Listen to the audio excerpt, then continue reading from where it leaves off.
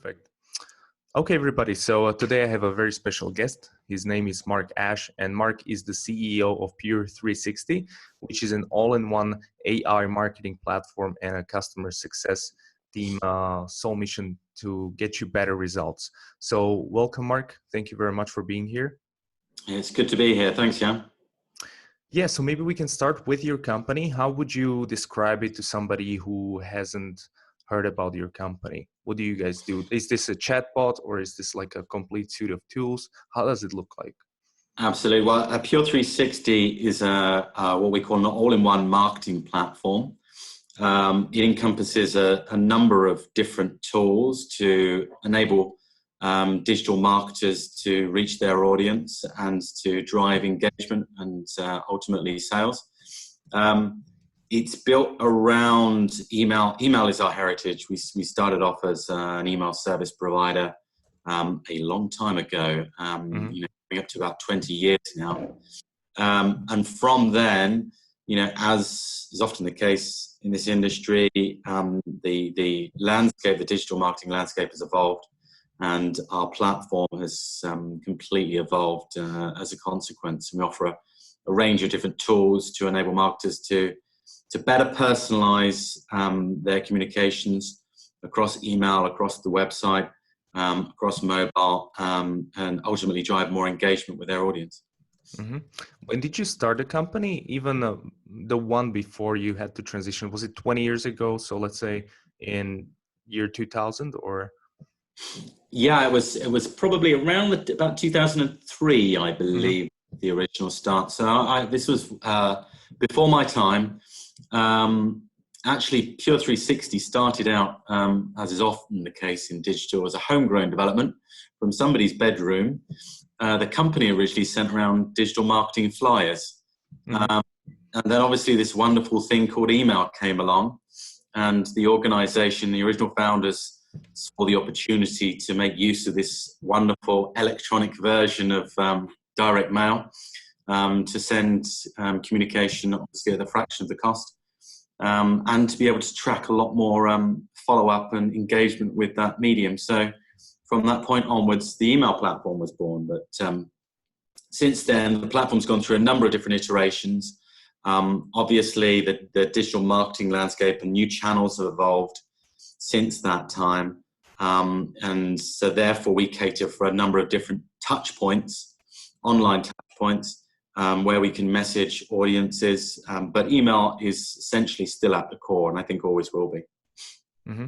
And before this, have you been working in digital marketing? I guess back then, I'm not even sure that actually was the term like that. So have you been working in the marketing, or how did you Absolutely. Well, interesting. I started off my career in law, and for a variety of reasons, started to get into marketing.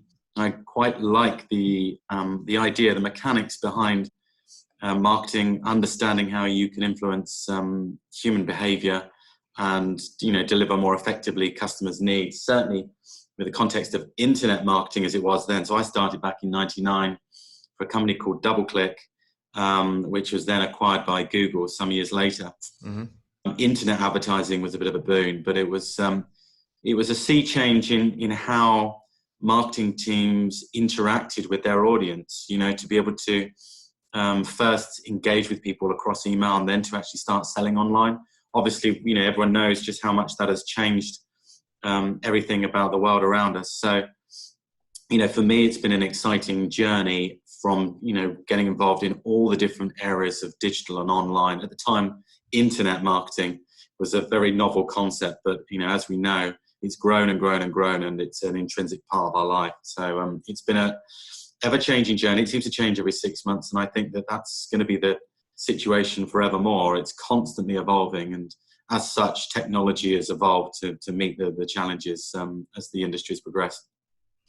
And this all-in-one platform, how recent is this? Was it developed, 3 years ago?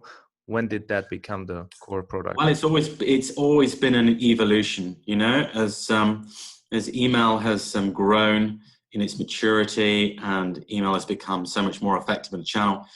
what you can do with it really extends beyond just your inbox. The data that you collect through the email channel, being able to synchronize and integrate it with other channels means that you can create a more synchronous, seamless customer experience, right? That starts maybe offline in the store, through to online, through to ongoing email comms, through the call center, through other channels of engagement. And so as a result, our platform has constantly evolved over the years to cater for a more diverse set of use cases and needs from the email channel. Email is often the starting point, but the uses of email have increased over time. As social has evolved and the role of email has changed, as e-commerce and online retail has evolved, then you're using email being used in a variety of different contexts. And so now, I think, our role here is to help marketers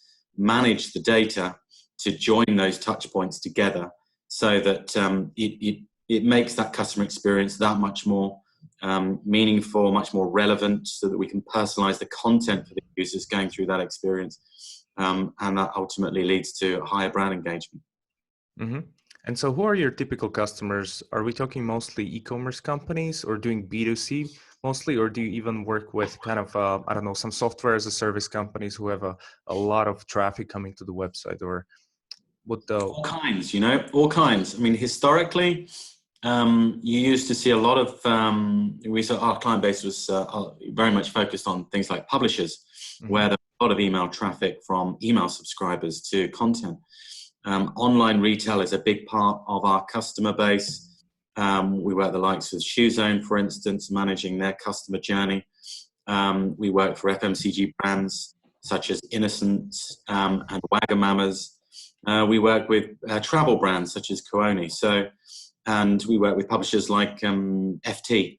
So really, it's typically any marketer where personalization is critical to their business, to the overall experience, and where email plays a fundamental role in that process. And that's pretty much everyone nowadays. Mm-hmm. Even social media companies, email is a critical part of how they manage the engagement with their audiences. Got it. And so how does your typical sales process looks like? Let's say I'm an FMCG head of marketing. I want to use your solution. Is this a SaaS tool where I go on a free trial, or there's a on-premise installation? I guess it depends on the size of the company, but what are the steps in your process until the onboarding of your customers from the point? Well, we are. It's a SaaS platform. There isn't a great deal of work required to just get up and running and send communications. But typically, our sales process is twofold. I mean, it's the engagement of a new business team who work alongside our marketing team they do a lot of work delivering insight into the market to identify what problems, communications problems, marketing problems that our prospects are suffering from. It might be that,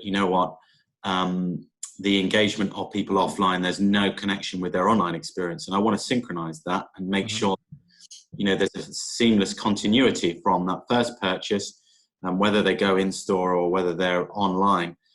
It may be that, we want to personalize the content so that what they receive is completely relevant to them because they only shop with us for a particular purpose, or they only consume content on our publishing site because of who they are. With the FT, for instance, it might be finance professionals versus people that are just interested in world affairs, or people who are students actually who absorb that content and use it for different purposes. So, for us, it's about our sales team would be focused on identifying that context and identifying the problems that marketers have and how our technology can be used to solve those problems.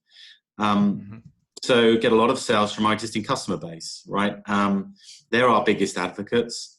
And so therefore we get a lot of business from referrals, but also, they may only use one part of our platform and are keen at understanding how we can use the different parts of technology to solve different problems across the business. So it might be, within a publisher, one team is just managing on the acquisition of new subscribers. That's very much a data acquisition and getting as many newsletter registrations as possible. Whereas their advertising team, they're looking to increase advertising yield through their newsletter base, in which case we personalize the content that drives greater engagement, and therefore they get higher yield of advertising revenue. So the technology works in different ways to deliver a more enhanced experience for the end audience or the user, but that can often, mean different things to different marketing teams. So we have a mix, new biz, existing account management team who do a lot of selling to our existing base of customers. They use different modules and sell different modules depending on the needs of the customer. But it's the mix of all of those things that drive the sales process ultimately. Mm-hmm. So how big is your current team, let's say the sales team, together with account managers? Well, the account managers, aren't just entirely focused on selling to the client base. It's ultimately about delivering solutions that solve problems. Now, if we do a good job of that, then sales naturally spring from it. It's quite a natural process. So the account management, first and foremost, are focused on meeting the needs of our customers. That's their primary driver. If we do a good job of that and raise the performance of those campaigns, then our customers naturally want to do more things with us and strategically understand that we can do a lot of things with them.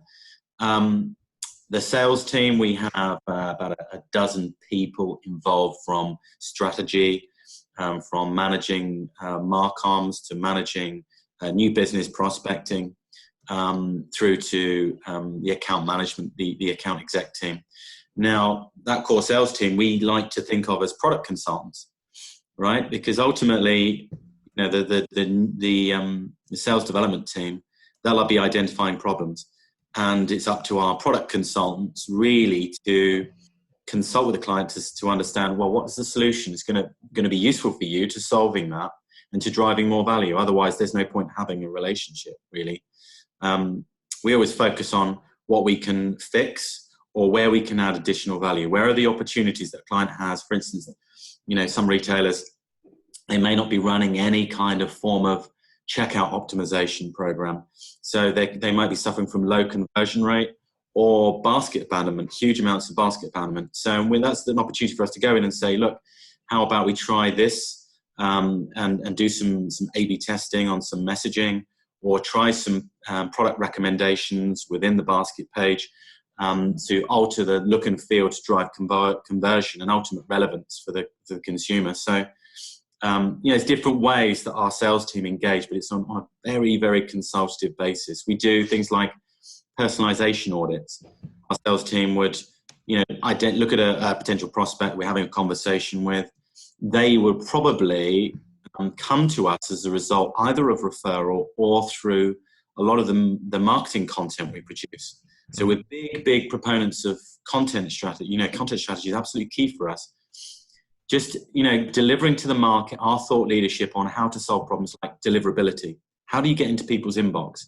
How do you get them really engaged? How do you nurture them from the point of pure interest only in a particular product through to purchase? How do we nurture that through to a sale?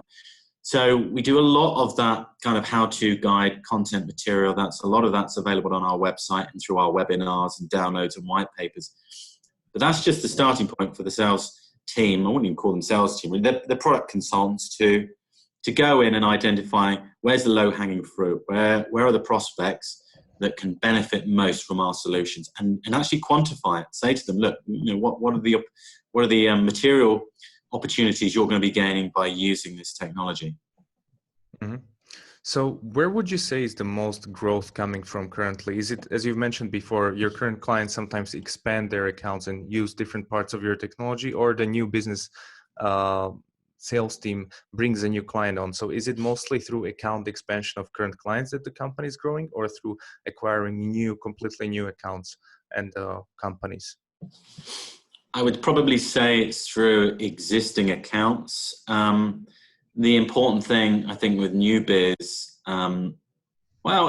new biz new biz is the introduction of that relationship, right? And if we get that relationship right, then it grows and grows over time, and it turns into a fruitful, long-lasting one. we probably about 50-50 maybe. We certainly, with the development of the platform as it currently stands, we went through a rebrand and an upgrade to our platform more recently. We've added new analytics capability, a great customer journey mapping tool that allows you to effectively plan and deliver on those sequences of messages I was talking about. We have a data warehousing service that allows us to integrate a whole range of different sources of data and then use them in meaningful ways to deliver the most innovative campaigns possible. That's often the starting point of conversation, because there's a lot of marketers out there that, they'll start off with the basics, but they are hungry to do more, and they want to do more sophisticated things that add value to the overall experience. And sometimes, we might start off very small with a few use cases and a few campaign examples with a client, and then grow that complexity over time. So that we provide what's called supported development and supported learning, a framework for them to get started. And then over the course of, say, a 12-month contract with them, we will implement a series of different types of campaigns, whether that's social proof messaging, whether that is things like basket abandonment and different triggers across the website, behavioral triggers, whether that is multi-step nurture programs for new prospects. It all depends on what the client's aspirations are and where we see opportunities to grow revenues on their bottom line. We'll map that out and we'll hold their hand through that process so that they become marketing experts at that time. It's important for us. It's not about just selling the tech and then off you go. Anyone can do that. It's about how well we execute campaigns with it. And that's why helping our clients get the most out of our technology is absolutely critical. Otherwise it just sits on a shelf and gathering dust. So you have a big customer success team who helps them do that? Yeah, our customer success, our customer ops team is the biggest in the company. Mm-hmm. We make sure with our standard package, we have a customer success consultant, effectively a digital marketing consultant assigned to your account. You have an account manager who's there for day-to-day for any training needs, to monitor performance. Our customer success team is actually paid, they're bonused on the success of your campaigns. So mm-hmm. we take a lot of time to start just to state your objectives. What are we going to achieve over the next 12 months, right? And what are the performance increases going to be? And those guys are internally measured on how well they've met that objective. So it's a different, we're looking to grow our business organically as a result of the performance we deliver. And that has to be the be all and end all of what we're doing as an organization. So we take it very seriously. Mm-hmm. So what would you say is your churn in terms of, you have a SaaS platform. So is it kind of healthy churn, or is the customer success team, making it even better? I don't know. What do you think is the churn rate currently at your company? Churn rate is, it's been improving for quite some time. It's quite minimal. I mean, we occasionally get smaller customers in the main. Depends on changes to their business model. Seems to be typically one of the biggest reasons. If there's changes in terms of, whether they join in a software policy as part of a wider group, those kind of things, there's sometimes changes. But it's pretty rare. We try to keep on top of that. But ultimately, there are times when companies, they evolve, they change their business model, and email marketing may not be as relevant as it was before, or there's a change of focus for them from a sales and marketing perspective. But as the channel develops, it's getting less and less. Mm-hmm. And how long do they stay with you, your customers, on average? Is it, I don't know, 2 or 3 years, or? I think our average is at least, it was about 5, mm-hmm. 4, 5, something like that, 4 or 5 years on average. That's cool. Yeah, I mean, companies come and grow, and decision makers within those companies leave and evolve. Market changes, kind of thing. So there's natural churn. We're obviously on the lookout to make sure that the customer experience is such that people feel that they can, stay with us for as long. We have some customers been with us plus 10 years. You know, they've Mm-hmm. seen the development of the organization and the platform, the technology. You know, that's great to have. That's, you know, a good sign for us. But, you know, we expect change all the time. We're constantly changing, and we have to change to evolve to what's happening in the market. Yeah, especially because you're probably talking just to CMOs or marketing directors, and these people have a high churn in companies because if you hire a CMO, they don't usually stay long. They stay for a year or two. I mean, that definitely happens. Yeah, you got changing marketing teams. You know, we see that on a continuous basis. I mean, from our perspective, that can be sometimes, you know, a bit of an annoyance in the sales process. But you know, so long as we maintain good relationships with you know, all of the contacts we have with an organization, and make sure we stay relevant to you know, their overall marketing strategy and communication strategy, then we overcome that. And the only way to do that is just delivering great campaigns, you know. And that's the most important thing. Yeah. So I guess by improving customer success, you improve every metric basically there is in the company just by looking at it. You have to. Yeah, absolutely. I mean, look, you know, it's a competitive landscape in digital marketing. There's a lot of software out there, and you know, some good tech, some smoke and mirrors.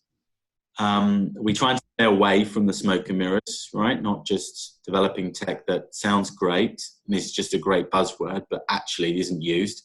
Mm-hmm. That to me is just a waste of time and money and effort. It's about focusing on those low-hanging fruit, right? If there's a number of different initiatives that we can launch with a customer and it adds, you know, 10% to their bottom line, 20% to their bottom line, then that's all we need to focus on, right? And sometimes that comes from technology, and sometimes it just comes from us being more creative and innovative.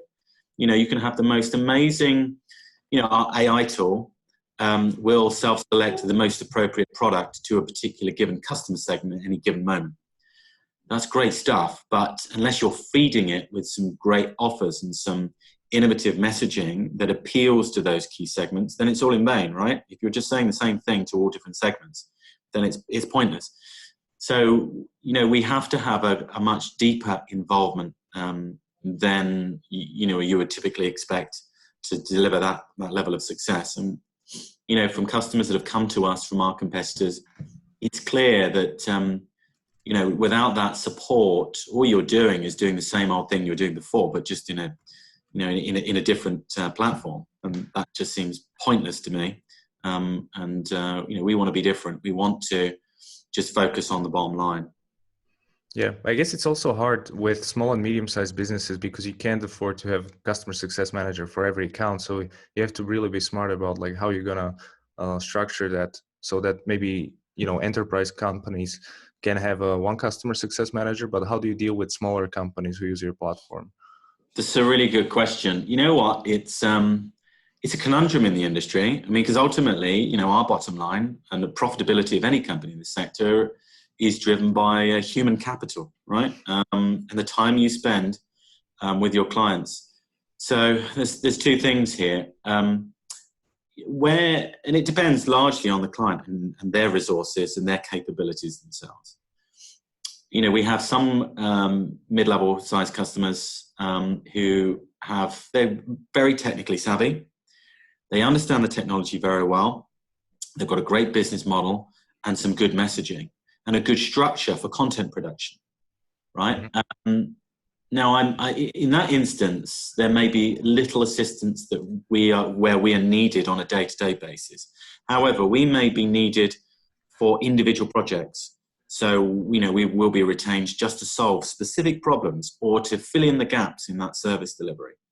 And that's what forms the basis of the pricing ultimately, because we, you know, effectively put together a strategic roadmap of all the outputs over 12 months.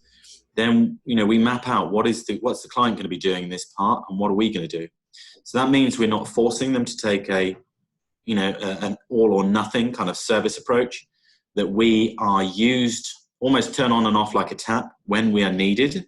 Mm-hmm.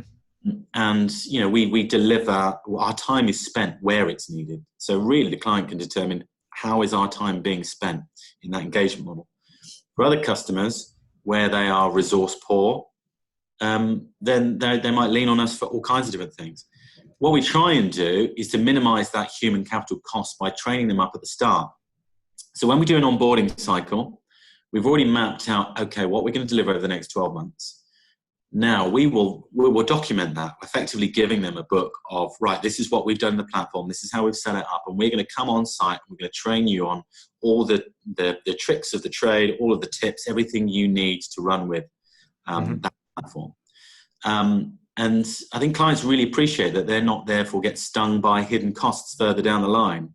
Nobody wants that. They just want to see material output at the end of the day for what they've paid and get a sense of ROI and a decent return. So we try and minimize that. The other thing is, again, not charging them for all or nothing.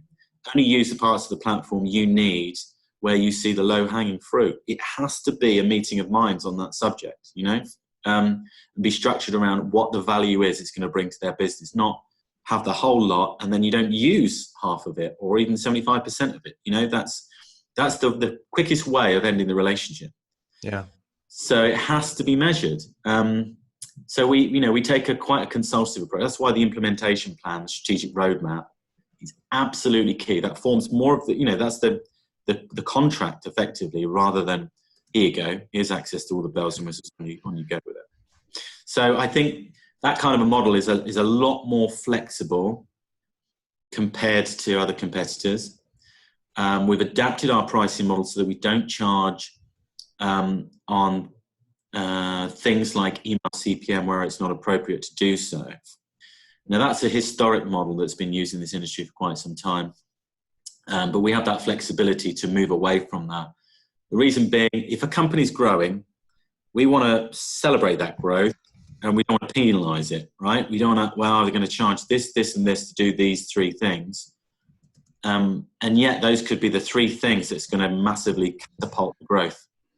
Well, why don't we just make that easier? Because we want our clients to see that growth and therefore they'll have a longer term relationship with us. That's absolutely critically important. So we have to be flexible to the needs of the customer, and that's absolutely critical part of the sales process. It's certainly not rate card, this is it, off you go. Mm-hmm. Yeah, I can imagine. So you have a book that you give them at the end of onboarding, then you do an on-site training.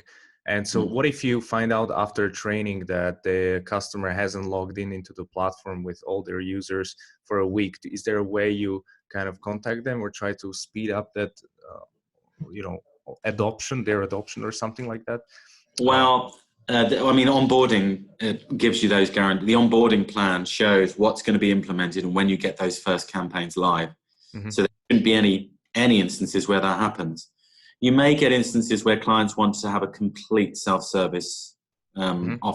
And we do offer that, they're like, you know what, I don't want any support for onboarding or anything like that. You just train me up and I'll do all of these things. And that's absolutely fine. It's the account manager's role, therefore, to follow up and make sure they're getting value as soon as they start using the platform. There are instances when that hasn't happened, and it's on us to push the imperative to get live, because ultimately, the benefit from the platform is never going to be reached. A client's going to buy into a certain piece of functionality. If they're not using it, then every day you go by and not use that is revenue lost effectively. That opportunity is lost. So it's absolutely inherent in the account manager's role to make sure that they're using the platform. We have regular check-ins from the account management team and senior management to make sure that the clients are moving along. That is all part of the onboarding process, getting their first campaign live. We try to either ensure that it's inherent into the onboarding, so their first campaign goes out, or second campaign, or all of them are set up because we've set them up for you, or we help the client to get that first campaign out the door and get that confidence over the line. Mm-hmm. Is part of your sales process now demo? So is the account executive or the salesperson showing a demo to a client at some point? Absolutely. The sooner the better, really. But you don't have a free trial, or do you? Yes, sure. we provide a free trial. Absolutely. The sooner the better. And we also offer things like proof of concepts, right? If there are certain unknowns that clients, not aware of in terms of the value it's going to bring, there's certain hypotheses that need to be proved out, then yeah, let's test these things and let's just get a sense of what is possible. Sometimes that can be really useful to understand, what are the best tactics we can deploy. It's not just about sending a newsletter. Our platform provides, I think it's something like 20 different ad formats. There are hundreds of different targeting variables and segmentation capabilities. So it's always good to kind of test these things out to understand what's going to work, what doesn't work. And sometimes that takes a bit of a test period. Certainly that's the reason why we have customer success involved in those relationships is, your 12-month roadmap. It's really all about testing new things. I mean, that is the experience. You're effectively working with us to trial a range of different marketing propositions and understand what really drives influence with your customer base. So onboarding isn't a one-off event. It's just the start point of that relationship to continue that support and get the most out of the tech. Mm-hmm. I guess you also want to increase the number of demos for your sales team. So is majority of them now happening organically? So somebody goes to the website, requests a demo from inbound, whether they read your blog or something like that, or paid traffic, or is it mostly that the sales guys themselves prospect the account? Like you've mentioned, they do a lot of research and then they arrange a meeting through call or email. Or how would you do the lead gen part of your funnel? Where the leads coming from? Yeah. So, I mean, organic traffic to the website is a big driver. And typically that drives a number of the leads that our sales team would follow up in relation to white papers, downloads. We are we do get involved in a number of industry events with, some of the main bigger publishers, whether that's internet retailing. Do you sponsor the events or just attend the events? Sometimes we're there as attendees, sometimes as sponsorship. We sponsor things like roundtables and other speaking events, e-commerce expo, for instance.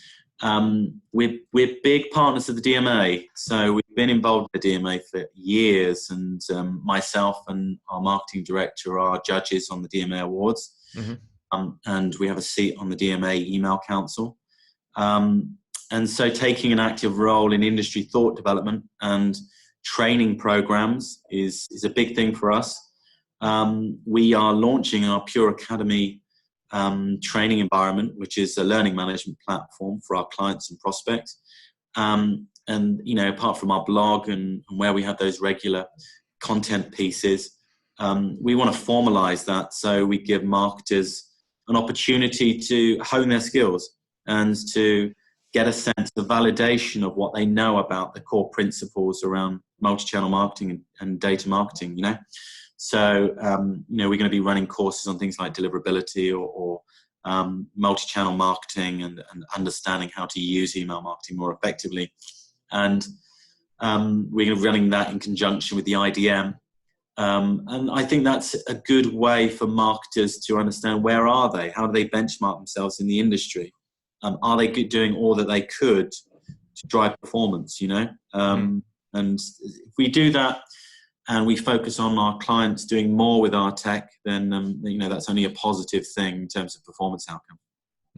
Do you have a special program you run inside your organization to align better your sales and marketing team so they work kind of together, not against each other? Maybe it's called account-based marketing nowadays. It's like a term, but not everybody knows how to do that. So I don't know. Yeah, we do. We have a very good account-based marketing framework. I mean, ultimately, we, like any other company, we have a range of target market accounts and industry verticals that we align our proposition towards. And there's a lot of supporting collateral for doing so. That builds effectively a pipeline of interest. So when we release marketing activity, and that, we get registrations and downloads and things like that, and attendees at webinars, that's the starting point for our sales development team to get involved. From that point onwards, we will nurture those prospects through our prospect nurture program. So they'll receive a number of different follow-up pieces of content, and that will be aligned to their key interest in us as an organization. So it empowers the sales team to constantly drip feed information to those decision makers based on who they are, their interest, their aims, their goals, what they're looking to achieve, and hopefully start the process of solving their problems sooner rather than later, before we may even have a contractual relationship. But that allows us to build a pipeline of relationships across our target market that we can monitor. We monitor the health of those relationships. And then our sales team obviously more formally engage when there's a bit more of a deeper product consultancy required, and we go in and therefore offer something like a personalization audit or an email marketing maturity audit, where we can give those prospects a sense of what opportunities they're missing, what problems that they would benefit from solving, and how we can add value in that. Mm-hmm. So which tools do you use internally except your own? Do you have a specific CRM built for your company only, or do you use Salesforce, or which tools would you recommend? Well, yeah, it's interesting because it's a question of constant evaluation for us. Obviously for our own nurturing and online messaging, we use our own platform, but Sugar CRM is where we currently manage our prospect database. We have historically used HubSpot with a scoring mechanism, which has historically been useful, but we adopt our own scoring on our own way of managing our funnel of prospects and how warm they are. We use, typically, our on-site advertising is managed through, our own platforms. But we're currently looking to refine our CRM management process. But it's the team have got eyeballs on all of the sales relationships, and we keep a close eye on how our prospect pool engage with our messaging, and what that says about what their immediate needs are and how to respond as a follow-up. Mm-hmm. And so in your position as a CEO, you pretty much have a pretty big team in sales and marketing. Everything's kind of laid down. So where do you spend most of your time? Is it mostly on hiring, finding new people, or looking for investors, or what do you do in day-to-day basis just to kind of understand at your level, what do you do in day-to-day if you everything? Everything and anything, to be honest. My leadership team, they manage everything on a day-to-day basis, which is great. But I think, as well as obviously speaking to our owners and, other interests at a corporate level, being involved operationally, just getting a sense of where the business is and where it's going is always interesting for me, without necessarily micromanaging or getting overly involved. You've got to let your team just get on with it and not disrupt. You're constantly looking, from a distance, outwards towards the business and just saying, how are things developing? Are we delivering on our vision, on our mission? Mm-hmm. You effectively set the beat of the drum for the organization.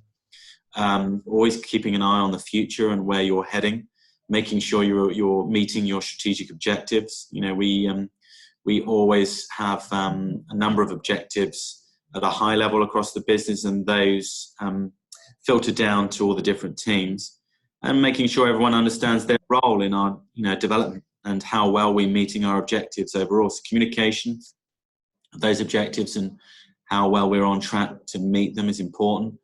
And then I think probably the other biggest area is on people development. So I love to get involved in just understanding how we're evolving as a bunch of people, right? Ultimately, this is all we are. Our platform, our service, everything we do. It's just we're a people, a group, and a community of people. So the health of our teams is incredibly important to me. Mm-hmm. Understanding how well we're developing as individuals, and how we treat each other. Our cultures and our values is the first thing that I came in and changed when I joined this organization, and making sure we are aligning to those values is critically important. So setting the tone for the organization, how we treat people when they first enter the organization, what's their onboarding experience like themselves, how we get them up to scratch. Do we feel like people are evolving in their career development? Are they learning? Are they being challenged? All of those things are incredibly important for me. And, I think that's what I would like to have as the majority of my day. There's always things coming here, there, and everywhere from all different angles, but just focusing on it's my job to enable them to be successful. I mean, that's entirely my job. If I'm not doing that, then I'm failing. So I have to take care of that and make sure people feel that they can grow, that they can reach new limits, and if they're in a good environment, happy environment for doing that, then they're having a happy time with their clients and helping them become more successful. Do you have any favorite entrepreneur who you follow, who's kind of your role model? I don't know. Oh, blimey. Which to choose? That's an interesting one. Maybe from your local community, so somebody under the radar, or maybe somebody famous.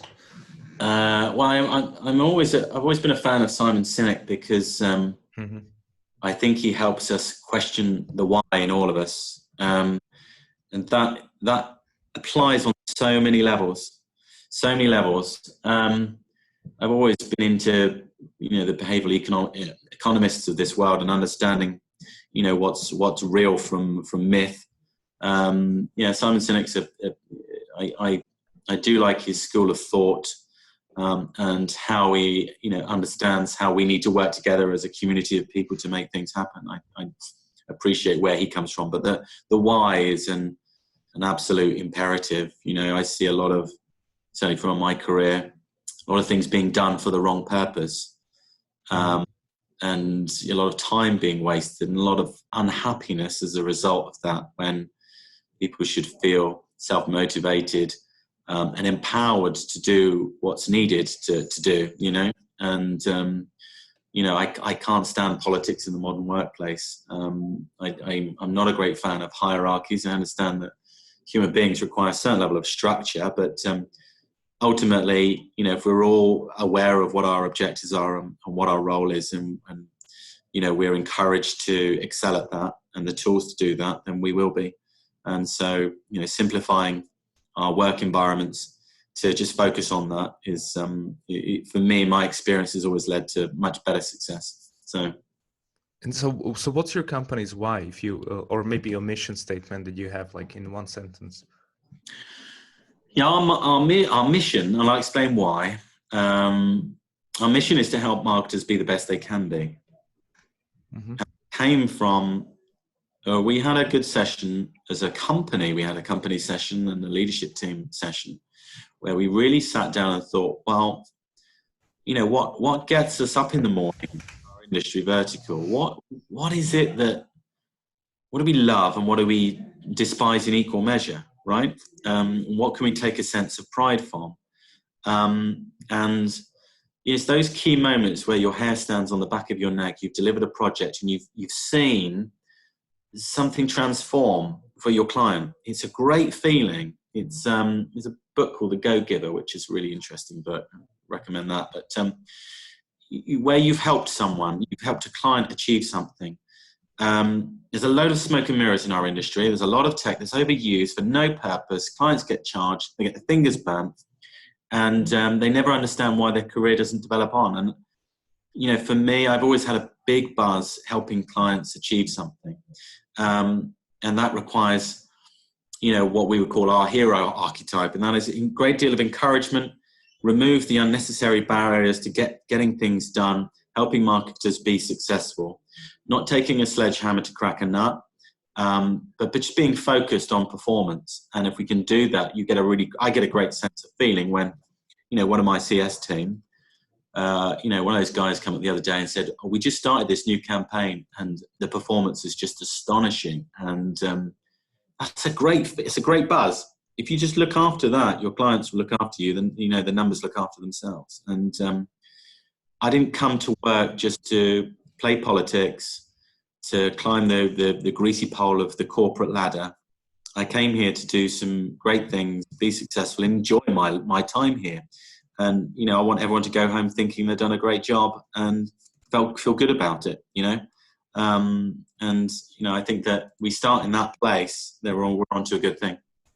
Yeah, I understand, because I have a marketing agency, and I also like when we have a successful campaign for a client. So Yeah, very feels great. You know, it's like everyone's pulling in the same direction, and we've thought long and hard. We've analysed the data correctly. If you do that, then it should be a good campaign. And when it does, it's nothing like it. It feels great. You feel, you know what, that was a really great job. Let's do the same thing again. It buoys you up for the next thing, you know? Mm-hmm. And, you know, I want us to just focus on that and have a good sense of coming to work and enjoying that experience. And if that's your mission, then it's obviously driving one of your key principles, which is customer success, which then drives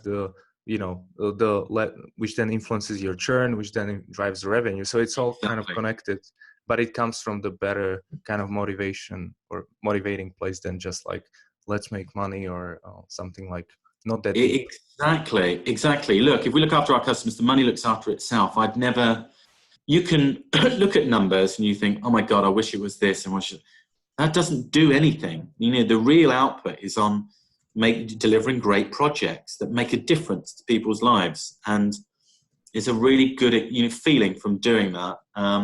You know, if I have to spend this amount of time away from my kids, I want to be surrounded by like-minded individuals who want to do a great job, be successful, and have fun doing it, and make a difference to our clients. And if we can do that, then that's a good thing. So people will use the technology better, and they will, you know, I've got a good deal of my network of ex-clients where we've had a good experience together. And I really take heart from that. You know, I want everyone to have that sense and, you know, that experience. Yeah, I guess it's same with Jeff Bezos with Amazon. His guiding principle was customer obsession, and he just did everything towards that with the fleet of his ships and all crazy stuff that Amazon promised in the beginning, and it paid off. Well, absolutely, it drives creativity, right? Because sometimes you get some real problems. It's a really hard job doing this, but it's so much more rewarding. And you come up against the barrier and you think, how do we get around this? Surely there's a way. Surely there's a way. And that breeds so much creativity and innovation from all kinds of parts of the organization you never think possible. And you come up, you go, right, I've got a bit of a left field suggestion, but how about we do it this way? And clients love it, you know, and they learn something from it. They get the performance out of it. And, you know, that changes everyone involved in that process, you know. Mm-hmm. So besides Go Giver, the book you've mentioned, is there any other book you would recommend about marketing or just business in general to somebody? They caught me on the spot here. Or there's various ones, but Ray, what's his name? I can't think off the top of my head. You caught me in the spotlight. I can send you some. We got one. Economics by Daniel Kahneman was a really good book I read. I'm a big fan of Daniel Kahneman and Amos Tversky.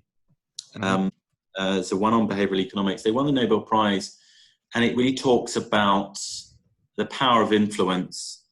You know, the why humans make the decisions they do. And I've taken that a lot into the sales process, you know, in concepts like loss aversion or peak end rule. Understanding how people feel during the sales process is critical to understand that, you know, how they feel about your solution. You know, there's an emotional attachment to every buying decision, which you can't underestimate. And I think it's critically useful that you map that out as part of your sales preparation. How do you engage with that user? And, you know, there's the elements of trust, but what are they going to gain from working with you? But also, what are they going to lose by not working with you is perhaps more of a critical factor. But yeah. Yeah, I actually had a really famous sales trainer on the podcast, and he studies brain and sales and how it relates, neuroscience of selling, and it's really applicable for B2B. His name is David Hawfield. So it's really, really great stuff what he teaches as well. All right. So thank you again for coming on the show. And if people want to connect with you or maybe ask you a question about the company or maybe check out the company, where can they, message you or connect with you, perhaps on LinkedIn, but I don't know, where do you usually hang out? They can connect with me on LinkedIn. They can reach us at the website, pure360.com, or email me directly, mark.ash@pure360.com. So more than happy to have a discussion. All right, perfect. So it's all going to be linked down below. So guys, go ahead and check out the platform and connect with Mark on LinkedIn. And Mark, thank you again for stopping by and giving us insights into your company. Thanks a lot, Jan. Thanks for listening, everyone. Thank you.